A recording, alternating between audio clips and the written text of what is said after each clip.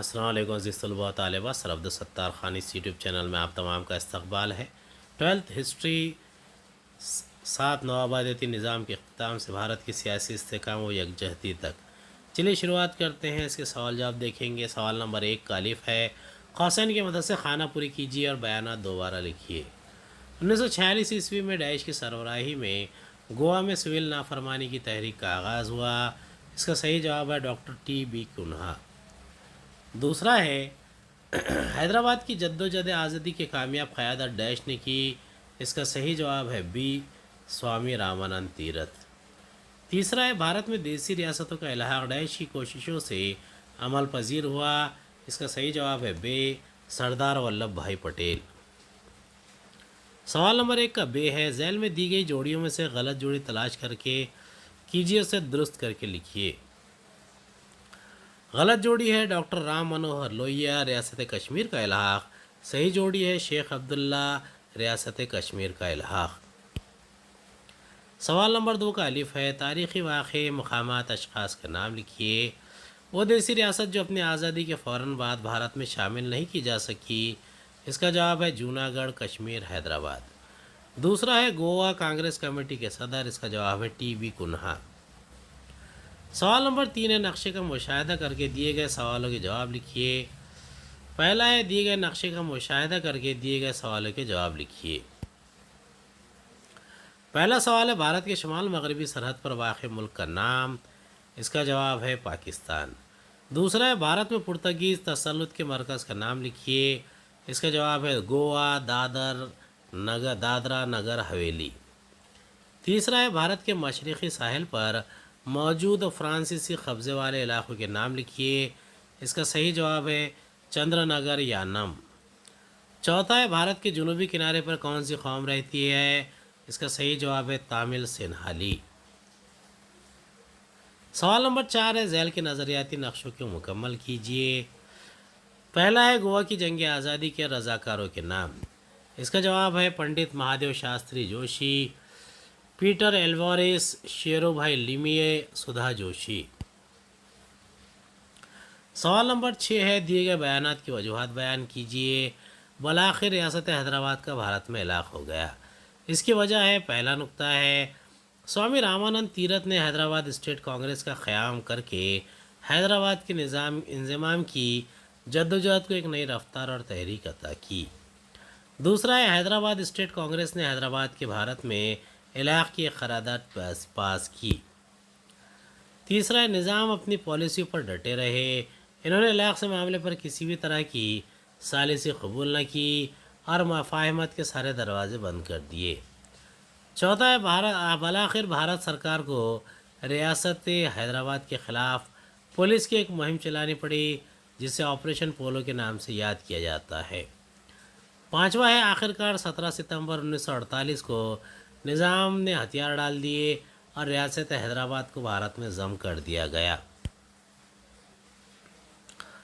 دوسرا ہے، پدوچیری کو مرکز کے زیر انتظام علاقے کا درجہ عطا کیا گیا۔ اس کی وجہ ہے، پہلا نقطہ ہے، پدوچیری کے حالات کا گہرائی سے مشاہدہ کرتے ہوئے بھارتی حکومت نے فرانسیسی حکومت سے ان کے قبضے والے بھارتی علاقے چھوڑ دینے کی سخت انداز میں مانگ کی۔ دوسرا، جون 1948 میں ان دونوں حکومتوں کے مابین دو طرفہ معاہدہ طے پایا۔ اس طرح پدوچیری کے مسئلے کو بات چیت، حکومتی اقدامات اور عوامی تحریکوں کے ذریعے حل کرنا ممکن ہوا۔ تیسرا ہے، قانون ساز اسمبلی اور میونسپل کارپوریشن میں الحاق کی حمایت میں ووٹ ڈالے گئے۔ اس طرح 1 نومبر 1954 کو بھارت کے فرانسیسی نوآبادیوں کو بھارت میں ضم کر لیا گیا۔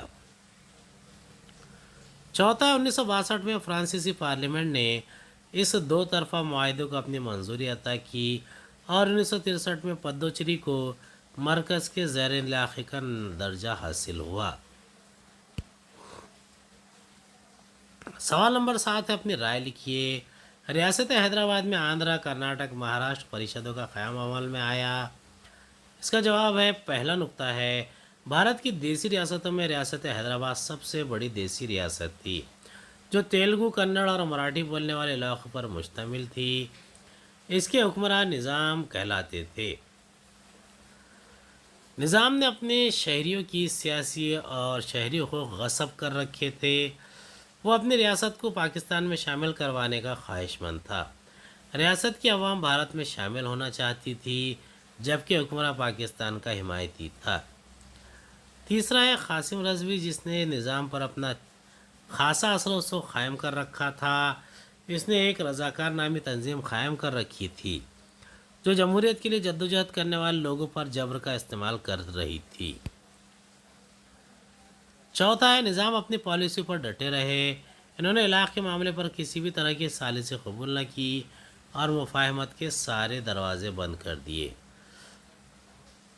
پانچواں ہے نظام کی ظالمانہ روش کا مقابلہ کرنے کے لیے لوگوں نے بہت سی تنظیمیں قائم کر رکھی تھی، جن میں تلنگانہ کی آندھرا پردیش، مراٹھواڑہ میں مہاراشٹر پردیش اور کرناٹک میں کرناٹکا پردیش شامل تھی۔ سوامی رامانند تیرتھ نے ان تینوں تنظیموں کے وفادار ممبروں کو ساتھ ملا کر ماہرانہ انداز سے حیدرآباد کی تحریک آزادی کی قیادت کی۔ ساتواں، انہوں نے حیدرآباد اسٹیٹ کانگریس کا قیام کر کے حیدرآباد کے انضمام کی جدوجہد کو ایک نئی رفتار اور تحریک عطا کی۔ دوسرا سوال ہے گوا میں پرتگیزوں کی حکومت 1962 تک باقی رہی۔ اس کا جواب ہے، پہلا نقطہ ہے بھارت میں برطانیہ، فرانس، پرتگال اور ہالینڈ کی نوآبادیات قائم تھی۔ دوسرا ہے نوآبادیاتی نظام کے اختتام پر سب سے پہلے برطانوی حکومت کا اختتام عمل میں آیا۔ بھارت 15 اگست 1947 کو آزاد ہوا۔ اس وقت بھارت میں بہت ساری دیسی ریاستیں موجود تھیں جن پر موروثی حکمراں برطانوی اقتدار کے خلاف کے زیر اثر حکمرانی کر رہے تھے۔ تیسرا، ہندوستان کے پہلے نائب وزیر اعظم اور وزیر داخلہ سردار ولبھ بھائی پٹیل نے ان دیسی ریاستوں کے حکمرانوں کو اپنی ریاستیں بھارت میں شامل کرنے کے لیے رضامند کرنے اور بھارت کے سیاسی اتحاد کو ممکن بنانے کی کامیاب کوشش کی۔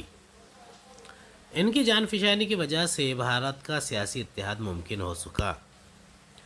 چوتھا نقطہ، ایسی توقع کی جا رہی تھی کہ بھارت کی آزادی کے بعد پرتگیز بھی اپنے علاقے بھارت کے سپرد کر کے چلے جائیں گے، مگر ایسا نہیں ہوا۔ پانچواں نقطہ ہے مقامی لوگوں میں ان سامراجی ممالک کے خلاف بے چینی موجود تھی۔ آزاد بھارت کے رہنما اور مقامی رہنماؤں کے رابطے قائم ہوئے اور انہوں نے گوا کو آزاد کرانے کی مہم کا آغاز کیا۔ 1928 میں ممبئی میں گوا کانگریس کمیٹی کا قیام عمل میں آیا۔ اس کمیٹی کے صدر ڈاکٹر ٹی بی کنہا تھے۔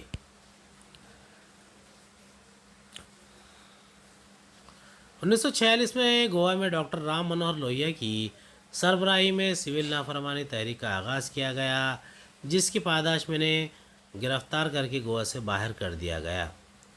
ساتواں نقطہ، اس کے علاوہ doctor T B Kunha, Purushottam Kakodkar, doctor Ram Hegde, doctor P Shirodkar, doctor Gopal Mekar وغیرہ کو مڑگاؤں میں ستیہ گرہ میں حصہ لینے کی وجہ سے گرفتار کر لیا گیا۔ 1954 میں پونے میں گوا وموچن سہایک سمیتی کا قیام عمل میں آیا۔ آٹھواں نقطہ ہے گوا کی آزادی کے لیے رضاکارانہ طرز سے جدوجہد کرنے والے چند گروپ اور ان کے اراکین جو رضاکارانہ طریقے سے گوا کی آزادی کی تحریک میں شامل ہوئے۔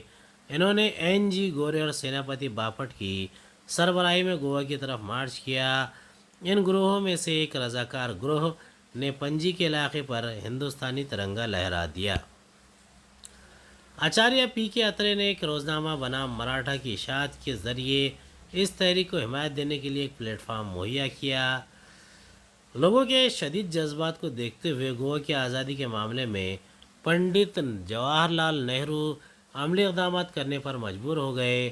آپریشن وجے کے خفیہ نام سے ایک منصوبہ بنایا گیا اور بھارتی فوج کو اس مشن کی تکمیل کے لیے گوا روانہ کیا گیا۔ بھارتی فوج کو گوا میں زبردست عوامی حمایت حاصل رہی۔ لوگوں نے بھارتی افواج کو وہ ساری جگہ بتا دی اور ان کی نشاندہی کرا دی جہاں پرتگیزوں نے لینڈ مائن اور بارودی سرنگیں بچھا رکھی تھی۔ پرتگیزوں نے 48 گھنٹے میں بھارتی فوجوں کے آگے ہتھیار ڈال دیے۔ امید ہے آپ کو ہمارا ویڈیو پسند آیا ہوگا۔ اگلے ویڈیو میں دوبارہ ملاقات ہوگی۔ خدا حافظ۔